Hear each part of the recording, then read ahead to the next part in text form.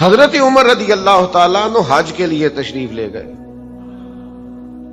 صحابہ فرماتے ہیں سارے رستے امیر المومنین جو لاکھوں مربع میل کے حکمران ہیں ان کے لیے نہ کوئی الگ سے خیمہ لگایا گیا، نہ کوئی الگ سے چٹائی بچھائی گئی. حضرت عمر کے پاس 2 چادریں تھی، سفر ہو رہا تھا.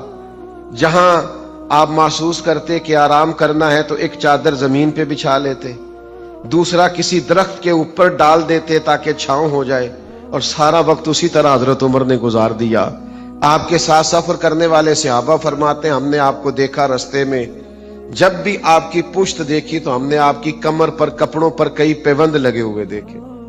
زیتون کا سالن بنا کے کھانا کھا لیتے، زمین پر آرام کر لیتے اور پیوند لگے کپڑے پہن لیتے. تھوڑا سوچنا ضرور جو میں کہہ رہا ہوں، اس کو سوچنا ضرور، اس پر غور ضرور کرنا. میں نے بہت پہلے کہا تھا سادہ زندگی آسان ہوتی ہے. جیسے جیسے آپ اپنی زندگی میں پروٹوکول لاتے جاتے ہیں آپ کی زندگی مشکل ہوتی جاتی. جیسے جیسے آپ اپنی زندگی کے اندر ضروریات بڑھاتے جاتے ہیں آپ مشکل میں آتے جاتے ہیں. سادہ طرز زندگی، زاہدانہ طرز زندگی حضرت عمر نے اپنایا، اسی میں ساری زندگی گزار دی.